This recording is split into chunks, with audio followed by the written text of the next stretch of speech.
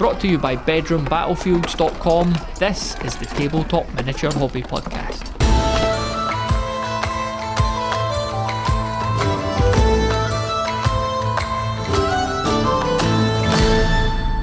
This episode of the Tabletop Miniature Hobby Podcast is brought to you by Warbases.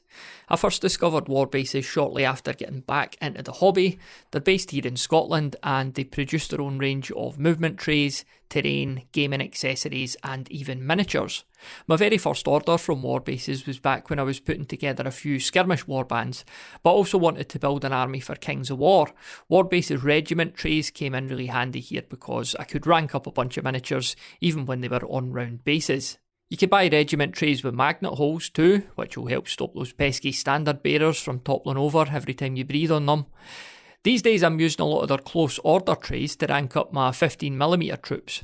Warbases do custom orders too, and they recently made the perfect movement tray for my Goblin Wolf Riders who are based on 15 by 20mm bases. You could also get things like custom acrylic or MDF tokens and casualty markers. If you're about to dive headfirst into Warhammer the Old World, then they've got movement trays to fit that too, including that funny lance formation thing. Me personally, I've never been one to pay attention to the official base sizes or dimensions of any one game or rule set, but that changed recently having got into Mantic's Armada. In that game, base size is important for movement, and Warbases were able to sort me out with a bunch of bases for my wee boats, which was lovely. Warbases laser cut MDF terrain, just like their bases and movement trays, are incredible value for money. They've got 10, 15, 20 and 28mm stuff in all genres, from historical to fantasy to science fiction. And who doesn't love the smell of laser cut MDF?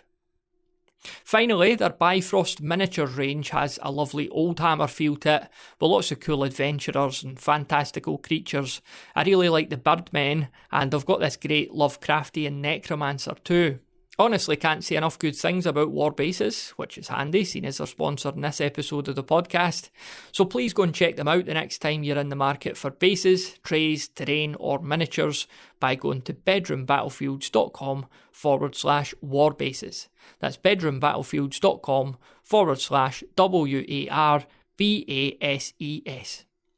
And with that all said and done, let's now kick on to the main topic of this week's episode, focusing on Man of War and remote gaming, with a go-to guy on both topics. It is, of course, Chris Snyder. I got us started by asking Chris what's on his painting table right now.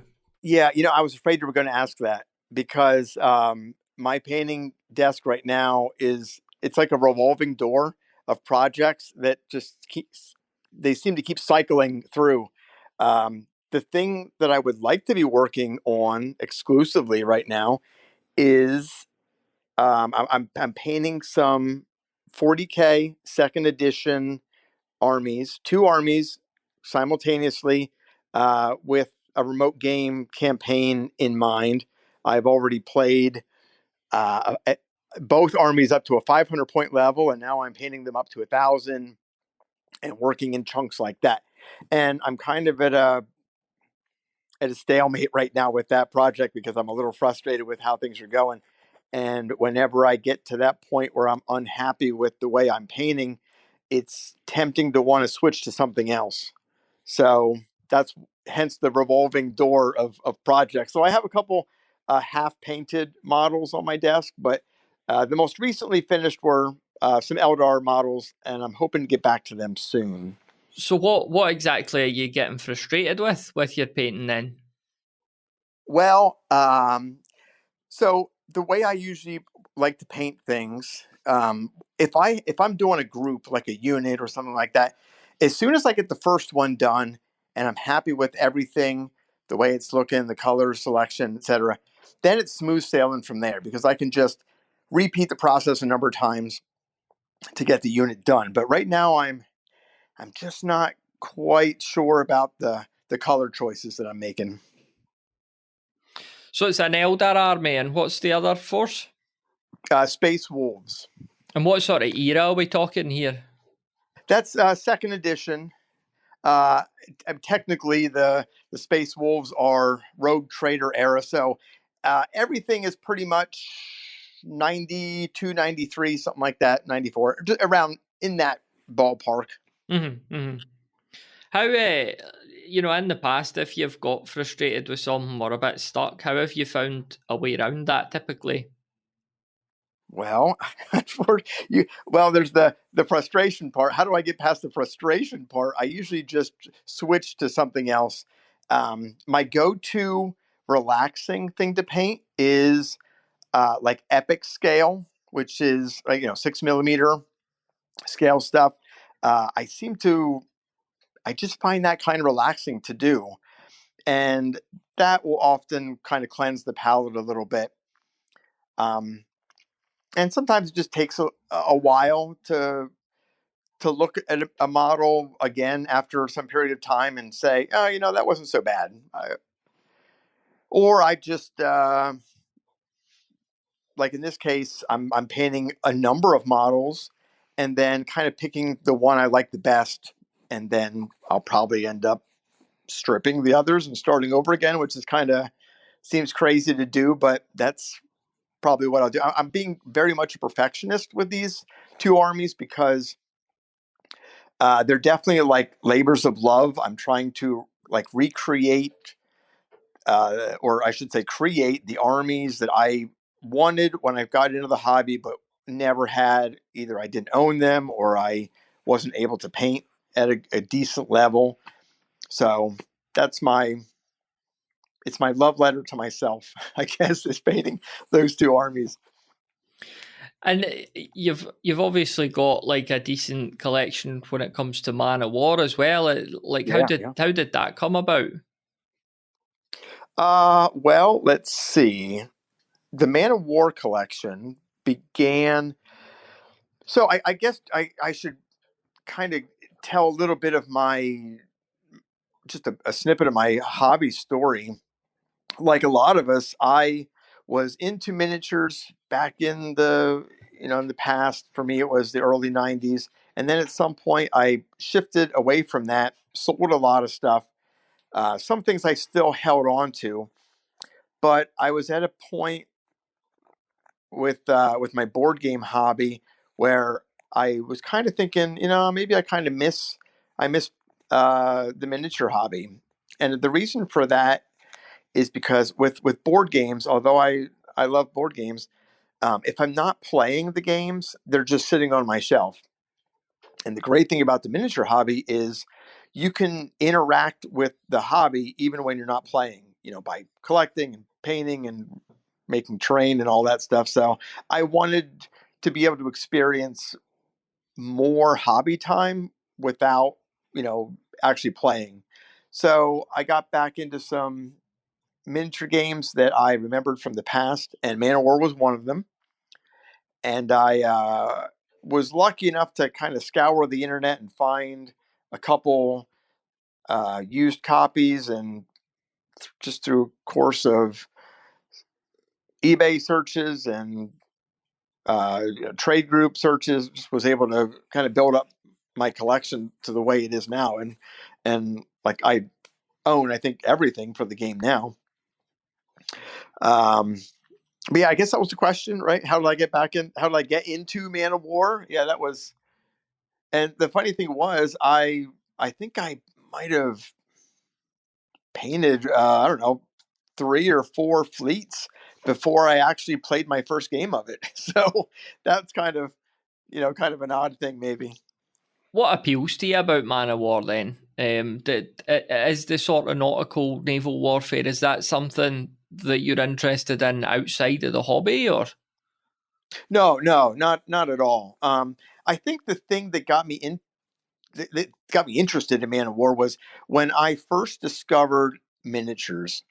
Um, but prior to this, I was playing role playing games, and I had met a friend who had introduced me to like White Dwarf magazine and the whole Games Workshop stuff. And uh, through a White Dwarf magazine, I discovered a local game store that I was unaware of.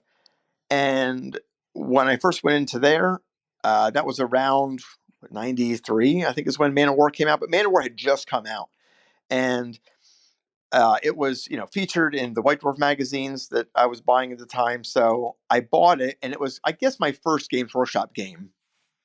So that's probably why I have some nostalgic feelings for it.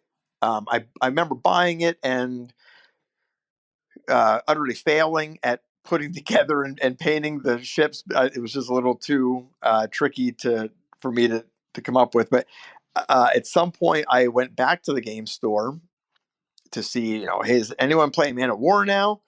And I think, by that point, Blood Bowl had come out, and they were like, no, we've moved on to Blood Bowl now. So I bought a Blood Bowl team and worked at painting that, and then went back to the store and, okay, let's play some Blood Bowl. And by that point, oh no, Necromunda's out now. So we've all moved on to that. So that kind of, that's a whole other story there. My frustration with trying to keep up with new releases and the game store's tendency to play the new thing. But yeah, Man of War is something that I've always had a fondness for, just because it was one of my first loves. Uh, Even though I wasn't playing it, I really loved the models and the articles in White Dwarf and stuff like that. And the thing that I like about Man of War, I would say, is the system itself is really unique. It kind of reminds me of what I like about a game like BattleTech, but I don't like BattleTech. I hate BattleTech because it's so heavy with charts and it really slows the action down. But for me, Man of War takes the best of that, and what that is the incremental damage. Um, it's not like some games where you take damage and then you're dead and you remove it from the board. In this case, ships take damage and it affects them in various ways. So it's it's kind of a battle of attrition, uh, and I just kind of like that. And of course, I love the Warhammer world, Warhammer setting. So that has appealed to me. But no, I really don't have any love of nautical games, and I don't think I would like any historical nautical games. For me, it's the Warhammer world. It's the way that the back and forth flow of the game is played, and yeah, I just like the overall feel of it. You said that like when you started collecting and painting ships and stuff, and it was a wee while till you got around to actually playing the game. How did you find the rules initially? Were they pretty easy to pick up, or did it take a few attempts? No, they're very easy to pick up. However, Man of War was made in an era when Games Workshop games tended to include rules that were like hidden within paragraphs. So I thought the rules seemed pretty intuitive, but it always seems to surprise me when I play a game and I'll reread something and realize, oh, I've been playing it wrong all this time. I didn't realize, this or that. But for the most part, I think it's very intuitive. And I know last week you had Cam on, and him and I have played a few games of Man of War and have had discussions about it. And sometimes we'll find things that we didn't realize. But I think we're at a point now where we finally got everything figured out. Do you think there's like a certain satisfaction in that? I mean, like when you play like a computer game or that, it's all made for you. But when you're playing games in our hobby, there's a process of onboarding the rules into your head, and there's a lot of trial and error, and it's very rare to hear of people playing games and they come, especially if it's just the first or second time. There's almost like always a case where at the end of the game you realise, oh, we weren't doing this thing, we weren't doing that, or whatever. And over time, like there is a real satisfaction, isn't there, when you finally feel like you're totally on top of a game and you pretty much know it inside out, because it's like this long, hard won sort of skill, if you like. Yeah. And not only that, it's a good feeling when, if you're getting something wrong, if there's a voice that says something doesn't feel right about this. Something just seems wrong. And then you realize, oh, that's right, it is wrong. And it makes you feel like, okay, the game is better than I thought it was, because what I was doing wrong seemed uneasy with me. And, now that I figured it out, it feels more right. And I think that's a credit to the game when you're doing it correctly, it feels more right. Do you sort of keep up with a lot of Man of War communities online? I mean, I know that, games from this era, a lot of them have very cult followings, and how does Man of War sit in that spectrum? Like you've obviously got massive communities around games like Mordheim, which came a bit later. So, I mean, what's the appetite like for Man of War out there these days? I don't know if I am qualified to answer that question. One thing I will say about Man of War, and I guess my feeling is that it's growing. The Man of War community is growing because I will often see posts of people who are getting into the hobby, and they've gotten some 3D printed ships, and they're constructing a lot of the stuff on their own.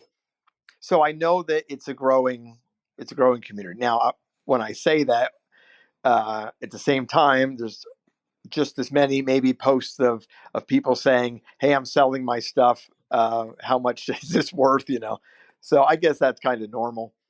But yeah, I would say it's a pretty good community, and it's a healthy community. You mentioned Mordheim. I'm going to have to rag on Mordheim a little bit. I noticed on the Mordheim groups, I often will see posts of people either giving suggestions or looking for suggestions for house rules to the game, to fix this or that, something that they find doesn't appeal to them. That's kind of a bit of a red flag for me if you know something needs house rolling. But for the most part, with Man of War, rarely do I ever see any suggestions for that. If anything, maybe some fan created stuff. Not too many rules questions because, like I said, I think the rules are pretty intuitive, and they're also pretty self-contained. So there's nothing that really causes a major stir with the rules or the hobby as far as that goes. It does seem like a game that's got a very easy on ramp as well. Like, I mean, I've got the Armada rule set, the Mantix Armada rule book, which is obviously a sort of alternative to Man of War, and I've purchased some great 3D printed ships on Etsy, like I think 6 each, 6 a side. And it seems like I'll need very little terrain or that, and obviously Man of War will be in the same boat, no pun intended. But you don't need a lot to play it, do you? Oh no.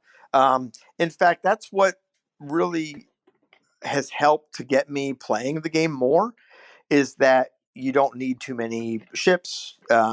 Whenever I play, the terrain that I'm using is still, I just use the terrain out of the box. I haven't got up to making my own terrain yet, although it's something that I would like to do at some point. Another thing I will say about Man of War that I really like is the diversity of the fleets. I'm kind of amazed at how much diversity is there. And I'll use an example of like you might have a squadron of ships, 3 ships, and that squadron will be 150 points. Now, if you compare that to some other games that uses the point system, you'll have different points that are given to the stats.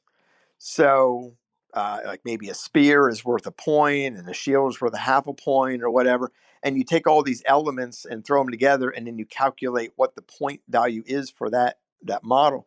But like I said, with Man of War, it's kind of it's different because you figure 150 points for 3 ships. Okay, that's 50 points a ship, and each of those ships is then made so that they're somewhat equal to each other. And some ships might have a better armor save, and some might have more crew or more weapons or whatever. And they all, for the most part, kind of bounce to one another. Yet they all play, for me anyway, they just play very differently. And when I'm playing like an elf fleet, it just feels different than if I was playing, Bretonian or an Empire fleet. So I really like that.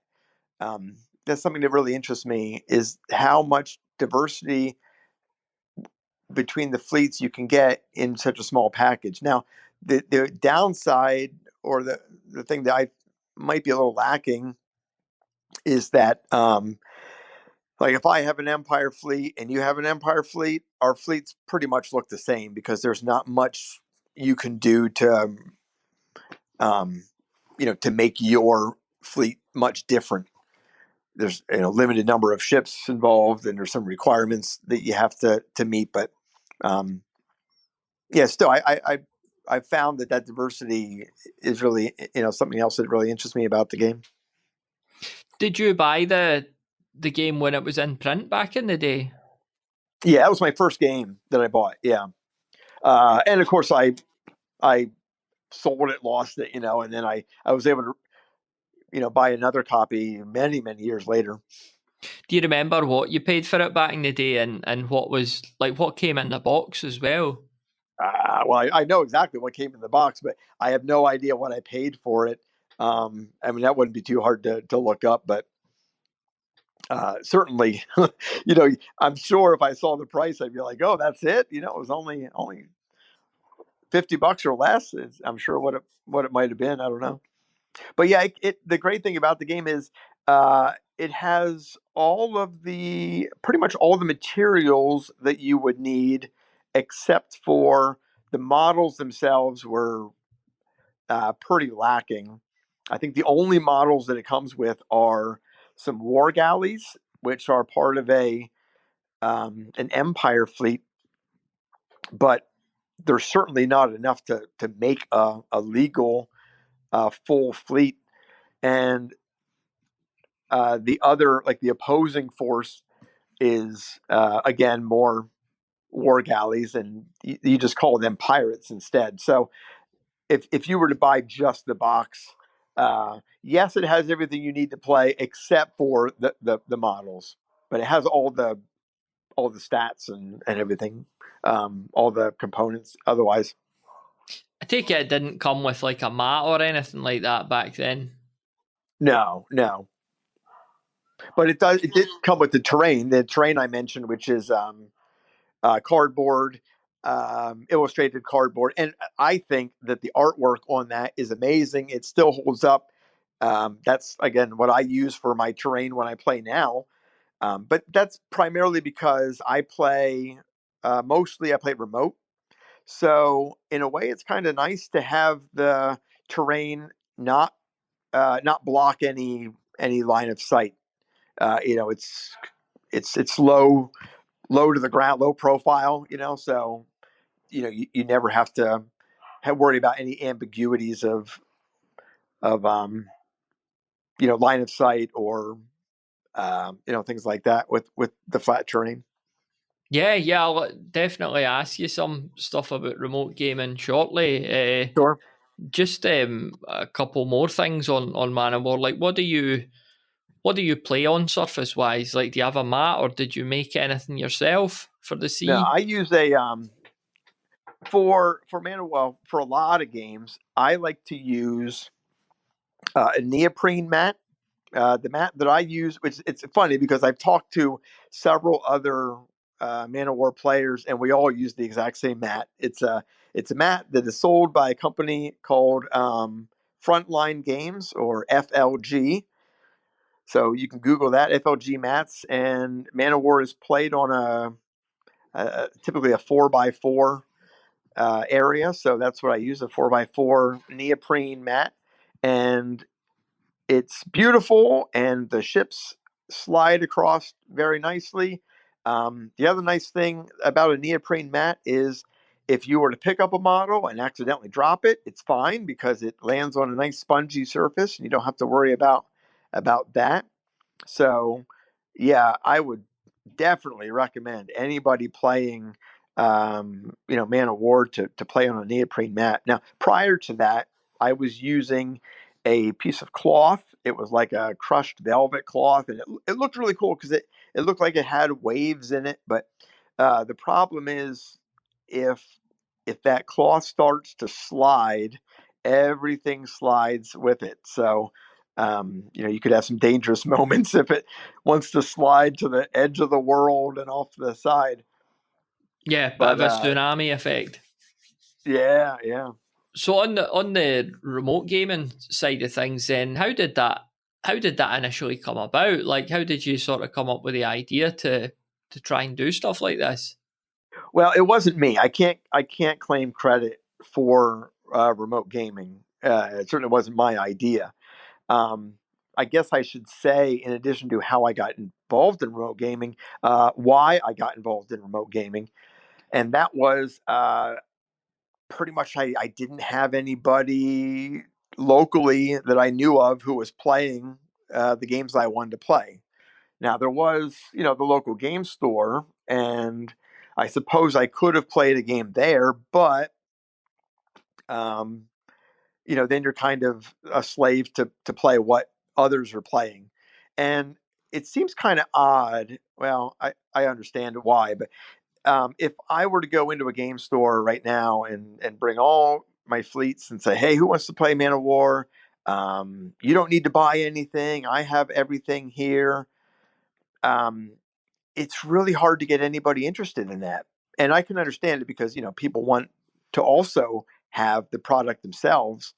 But yeah, it's just a non-starter. Nobody wants to play something that isn't readily available. So remote gaming, I heard about it through Josh at the Crown of Command. I think in a podcast I heard him mention it, and I know he wrote an article on remote gaming in the Hero Hammer fanzine. And I thought, hey, that could be a way for me to play some games. So I reached out to him and asked him for some advice. And he said, well, let's just play a game and we'll see how you can kind of see how it goes. I forget what game we played initially, probably Space Hulk. But from there, it just kind of snowballed, and next thing you know, I was playing remote games all over the place, and was kind of dubbed the ambassador of remote gaming. So, um, yeah. Now I'm going to give you a little piece of information that you do not know. This is an exclusive, and you're hearing it first. So I have played remote games with like Cam, who you talked to last week, and of course Josh from the Crown of Command, who you've also spoken to. And the reason why we all played Man of War remotely is because we all had painted models for that game. And I've heard people say that, oh, Man of War is a good game to play remotely. Well, it's because that's what we had. Um, if we all had painted Mordheim war bands, we'd probably be talking about how good of a game Mordheim is to play remotely. So that's just what we had, and that's kind of why I've been playing Man of War remotely, because I have a number of fleets painted already that I can do that. Hmm. Do you think it still lends itself well to remote gaming, though? Like, even though the reason was like the one you've just Oh given? yeah, yeah, sure. And now I kind of hesitate to say that one game is better to play remotely than another. I think, and this is my belief, is that the best game to play remotely is the game that you are most passionate about playing. Because if it's something that you're really interested in, you're gonna find a way to make it happen. And Um, I've kind of been challenged. I've heard some people say, well, you can't play this game very well.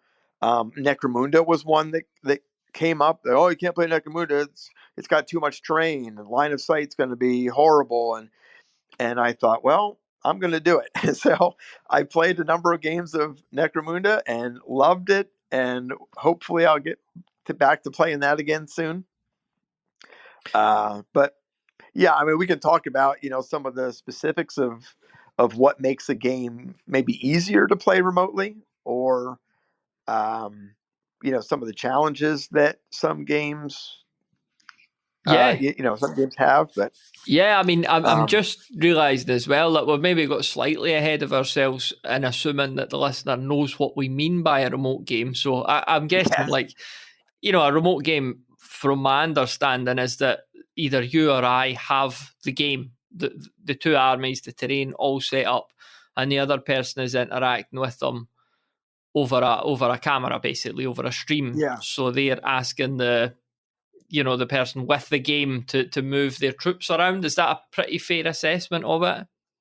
yeah. I'm really glad you bring that up, because having discussions with people on Facebook and Discord and seeing comments, um, I realized that different people have different ideas of what remote gaming is, and there's a lot of misconceptions of that. And sometimes I wonder, like, where do they get this idea? And I think it's because they're basing their idea of what remote gaming is on other games that they've seen remotely. So if you're playing a role playing game remotely or a board game remotely, that can be totally different than a miniature, tabletop game remotely. And I see there's some confusion in that. Like, for example, with a remote role playing game, you might be using a website like Roll20 or Foundry or something like that. And um, with a board game, you might be using Tabletop Simulator, and I can see that for those games. But for a miniature game, for me, my understanding, the way I see it is exactly how you described it. It's a camera and a microphone, and one player has one player's the host, and he's controlling everything, and the other player is the remote player. And if you have a hard time visualizing it, just think of if you, let's say, you went onto YouTube and you were going to watch a battle report on YouTube, and that's something I like to do. There's a number of channels that I follow regularly, and I watch people playing games remotely. Like, I'll just shout out a few, like Gorilla Miniatures. Ash at Gorilla Miniatures has a great channel there. Of course, I mentioned the the Call of the Crown and the Bring in Battle guys, Dice Hammer. Um, Second Ed Gaming, uh, Johnny Watson, Minisodes Ed. There's like so many different channels out there. And before I go any further, let me just say, now I am strongly in the 90s Games Workshop camp. So pretty much everything I mentioned is going to be 90s Games Workshop related. But anyway, back to what I was saying. If you're watching a battle report where guys are standing around a table and they're rolling dice and you're watching the game live as it's being played, that's what remote gaming is. You're watching a game. The difference is you're participating in it. So if you were watching this battle report and the person behind the camera said, okay, Matthew, it's your turn. Where do you want to move your units? Or I just wounded you, so you need to make a 5-up armor save. What did you get? Like, you're watching it and you're participating in it. So as the participant, you don't need anything except for, maybe some dice, depending on what the game is, minimum components. But yeah, for the most part, that's the kind of experience you're getting, is a battle report, but you're part of it. Would I would say we're having a remote game. I would roll my own dice and just tell you sort of what I've got, and then I could maybe ask you, Chris, go and give me a look with the camera. I want to see what my archers could see. Say we're playing Warhammer or Yes. whatever. Like, give me a line of sight on them. Let's see what these pikemen are up to. Where are they sort of based? And are you just able to then? Is it a single camera setup? Are you just moving the camera around to wherever the opponent wants to have a look? Well, I'm going to speak only from my own personal experience. So when I play remotely, I use my phone, and so I have one camera. I know there are others who use multiple cameras, and the reason I like to use one camera is because I like to have. I kind of think of myself as like a director of photography, and I'm making a movie, and I like to have everything in frame. And I think once you get into like frame in frame, where you'll have, your camera, and off to the side a little bit is a dice tray, and over here something else. I think the more clutter you add to the screen, the less you're able to get a large view. I want to provide the best view that I can, which means you can see everything, height and width, and you can get as close to seeing things as you can. And so, kind of to answer your question about the camera movement, it all depends on what game I'm playing. If I'm playing Space Hulk, everything is fitting in frame. So I'll have a camera and it's up on a tripod, and I like to have it pretty high, almost like a bird's eye view. There's a certain sweet spot angle that I like to use, where you can see everything, but nothing is obscuring anything else. And that camera is going to stay there for the whole game, and everything that you need to see is able to be seen. If I'm playing, if I'm playing Man of War, I usually do the same thing, except at some point, now Man of War, that's a 4x4 area. So to start the game, I'm usually pretty far up, and because we need to see the deployment zones. Once everything's deployed, a turn or two has gone by, things have shifted more towards the center of the table. So at that point, I usually bring the camera down a little bit and frame things a little, a little more nicely, so that you can get some more detail. Now, if I'm playing a game that requires a lot of line of sight, and I'll use the example of Necromunda. In fact, let me just walk you through how I would set up a game of Necromunda.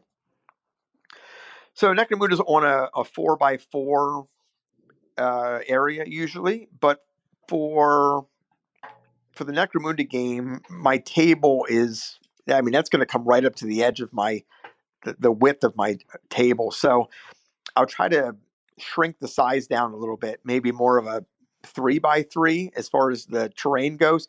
That gives me a border all around the edge of the table, and I'll have a camera stand. So my phone's on a stand, and that way I can move it around and set it down at any point around the table, and be able to have my hands free. And when I set up the terrain, I try to do it so that the terrain is not symmetrical, because I don't want everything to look the same. I want, maybe a really high building over here on the left, and maybe on the right I have what looks like a dock, or maybe lots of storage containers or something like that. So that no matter what side of the table I'm standing from, you can get an idea of where you're at. Like, what am I on the east side, the west side? Based on this, the terrain that's different. So during the game, I will move the camera around, like you said. If you say, "Hey, what can that the guy with the heavy machine gun see?" And I can take the camera like literally right behind the model, so that it's the model eye view. In fact, in a way, it's better than if you were there, because I can get my camera in some really interesting places. And it's funny because sometimes the remote player will say, hold the camera there for a second. I want to take a picture of that.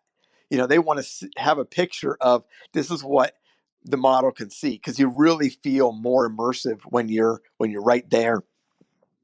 And then like in between phases or in between turns, I'll usually do a recap where I'll pull the camera back and I'll walk around the table with it, and I'll just kind of talk about where, what just happened or where everything's at, so that we get a refresher. Like I'll say, okay, the end of turn one, and your leader and two Juves are moving up here on the right side, and they have line of sight through this area here for their Overwatch. And then I'll describe where all the models are in relation to each other, and just to get a kind of cleanse the palate a little bit, and get a idea of what's happening big picture.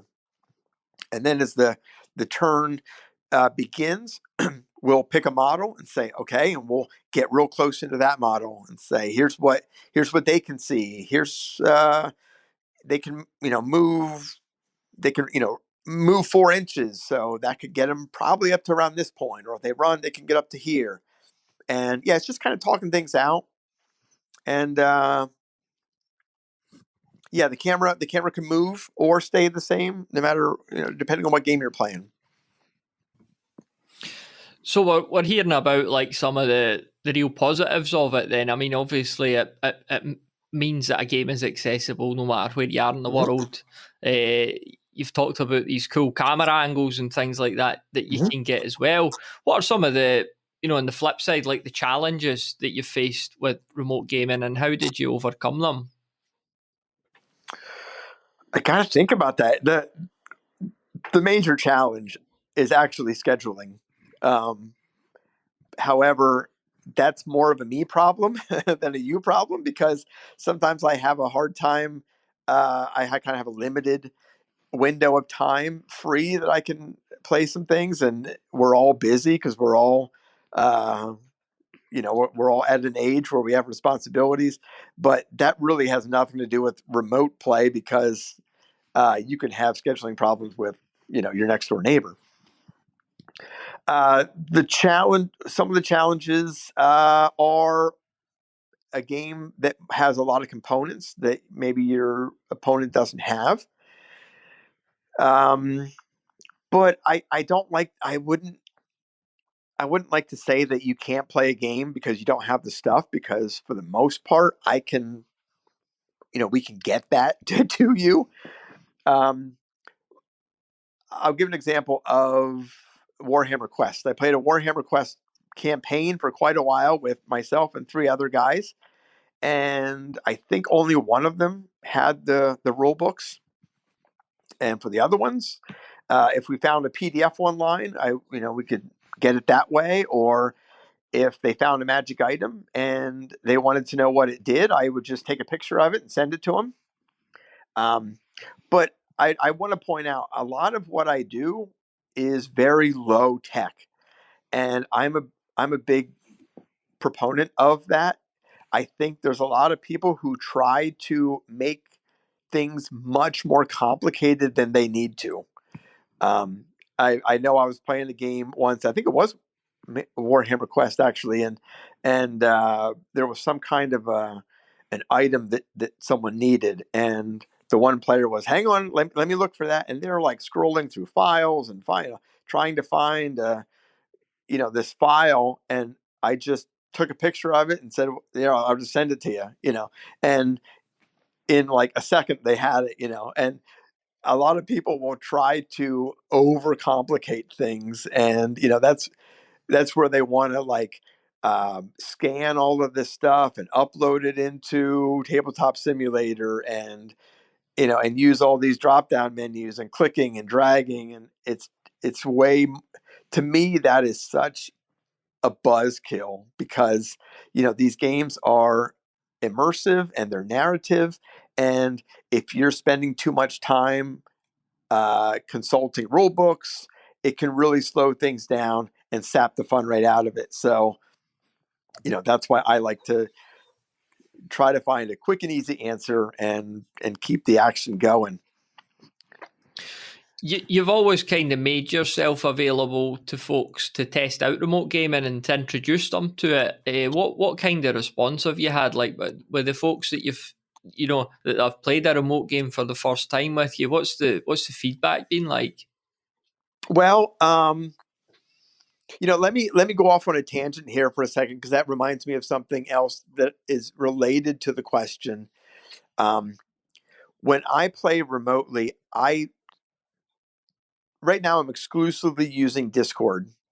I just find it has everything that I need. Now, I could use FaceTime or Zoom or Google Meetings or whatever, but the thing that I really like about Discord is that it's like an open format where I can play a game on Discord, and you can also be on Discord and see that a game is being played, and you can join in and maybe ask questions or see what's going on, and we can have conversations. And that's what I really like about Discord. And oftentimes I'll play a game remotely, and someone will pop in the room, and it's someone I know, and next, I'd start a conversation with them, and they're asking, what's going on. Oftentimes people will come in and mute themselves and just watch the game.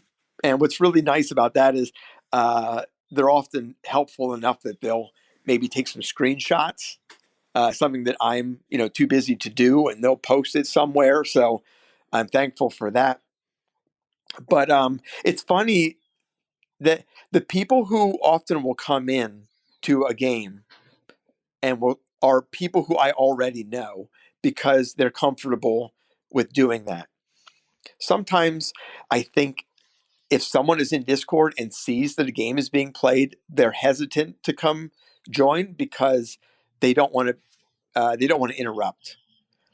Or maybe someone will come into the Discord channel, and I'll hear the little doorbell sound, and I'll know someone's there, but they don't want to say anything, or they'll mute themselves because they're afraid to interrupt.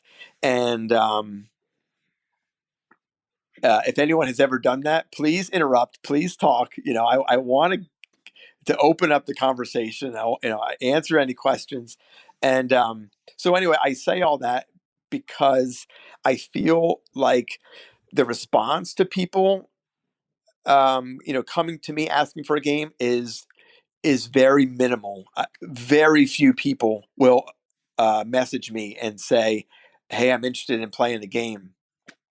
And I don't know what. Maybe it's because I have an abrasive personality, or maybe they're just afraid to. Maybe they're like too. They don't want to bother me or something. But there's definitely an open invitation to anybody who ever wants to play any game that I own. Now, recently, I did have a guy on. There's a guy on Facebook who messaged me.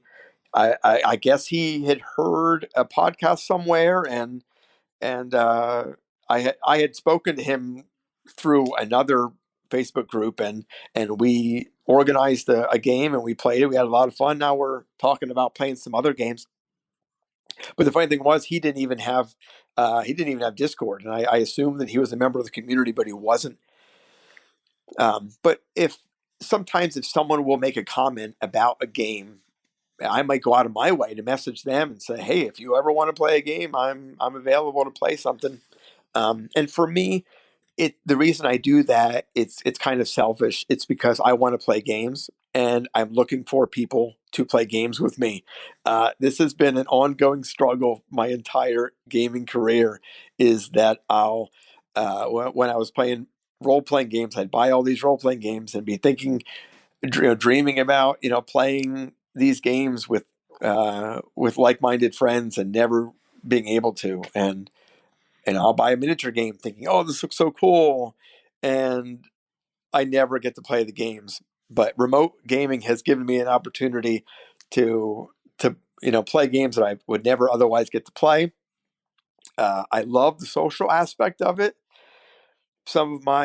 I've made some really good friends playing remote games, and friends that I I don't just play games with them. I message them often and ask them how their day's going, and It's for me, it's really an opportunity to expand my life in a lot of ways. So for anyone listening, Chris, that fancies taking you up on that offer and having a remote game, what's the best way for them to reach out to you? I guess Discord or Facebook. Most of us, it seems, are members of groups. I'm obviously in the Bedroom Battlefields group. But yeah, they can just reach out, message me. In fact, that's why I made my screen name is my name, because I want to be easily found. As we swing round to the end of our chat, Chris, I've really enjoyed hearing your insights about Man of War and remote gaming. Is there anything that you feel that we've not touched on that we maybe should have? Well, let me ask you some questions, and this is just for my own personal benefit, really. You asked me about remote gaming, and I'm curious what you know about remote gaming, or what you think you know, or think you knew about it before we had this conversation. Is there anything that um, you thought about, or were hindrances, things that you thought, well, that can't work, or how do you do that? I think because I've heard you on Josh's show talking about it, I think I had a decent understanding. This is definitely filled in a few gaps, but I think very back at the start when I'd heard about it, I think I subconsciously assumed it was almost like remote chess, where both players have the chessboard. So I probably thought, without thinking too much about this, so I guess, both players have got the same table and the same two armies, and they can both see So I maybe at some point thought it was like that, which is obviously that would put way more barriers in front of you than the way you're actually doing it. So. No, I mean, I think it's a really cool idea. It's something Yeah. I'd like to try in the future, I guess. Yeah. Well, it's interesting you bring that up about both sides having the terrain set up. The most recent remote game I played was Space Hulk, and my opponent. It was funny. He messaged me and said, maybe we could play some Space Hulk. Just give me some time because I don't have all my miniatures painted yet. And I thought, oh, okay, he wants to host the game. That's fine. But he was under the impression that we were going to both set up the table on both of our sides. So when it came time to play a game, he had his terrain all set, or his table all set up already. And I said, okay, we can try this, because I'd never done that before. Playing, both sides have the all the miniatures and the board set up. And as we were playing it, like he'd make a move, and then I would have to try to mimic what he did on my side, and vice versa. And it kind of slowed things down. Mm-hmm. And I was like, yeah, I don't know if we want to keep doing it like this. Um, what would have worked better, I think, is if maybe Space Hulk's a game that's probably meant to be played like you play a game of it, and then you switch sides and play the same mission, but with the other side. And it could work in that regard, where I could play, on my table, and then we could switch sides, and he could play on his table. But really, I thought it was more of a hindrance to play, to play like that, both set up. Another thing that I hear people say is, well, how do you know what their roles are? If somebody rolls a die, how do you know what they rolled? Shouldn't they have a camera set up for that? And I'm like, well, why would I need to see their roles? Like, well, what if they're cheating? And that just kind of blew my mind. Like, why would I do that? Yeah, it's like the least And likely scenario for somebody cheating ever. yeah, right. Now I'll tell you what. I am going to tell you. I'm going to be very candid with you, and I'm going to tell you a little anecdote here. I've told this to others before, but I'll say it again. My one of my very first remote games, I was hosting Warhammer Quest. This is the 1995 Warhammer Quest, and if anybody who's ever played that game, it's very brutal. So, depending on how the die rolls go, you could instantly be ambushed by minotaurs, and it's all downhill from there. So we're playing this game, and I was playing with all people who've never played before. So I wanted to have a fun experience for them. And we were playing through the game, the dungeon there, and things were going well, and we were having a lot of fun. It was a tense moment. It was in the middle of a battle, and then the one started to be rolled, and more monsters appeared, and things looked like they were going to get out of hand. Um, and we were at a really crucial moment where it looked like the heroes were done for. Uh, and it was my turn as the dungeon master or whatever to roll for the monsters. And the Minotaur was attacking this hero, and if he hit, it was just all going to go downhill from there. So I rolled the die to hit, and it tumbled across the table, and sure enough, it was a hit. Um, but I, in a split second, I looked at my phone, and I could see that the die was out of camera view. And as soon as it was rolled a hit, I quick snatched it up because I thought, well, no one saw that. And I rolled it again. Oh, it's a miss. We're saved. And a couple seconds later, I get a message on my phone, and it's one of the guys watching the game who was a friend of mine. And he said, Chris, be careful. We can see those rolls. And my heart sank, and I felt terrible because I kind of fudged that roll because I wanted everyone to have a good time. And I was afraid that if the Minotaur smacked this guy, surely he was going to kill him. And it would all, it would end in defeat. But I wanted everyone to be happy. And it was kind of a humbling experience. And since then, I realized, because now I like all those guys who I was playing with, I've become friends with all them, and I played multiple remote games with them. And I realized that like they don't care about about winning or losing. They would much rather see things play out and tell a good story. And I since then I have been very deliberate about making sure that all of my roles are easily seen in the camera view.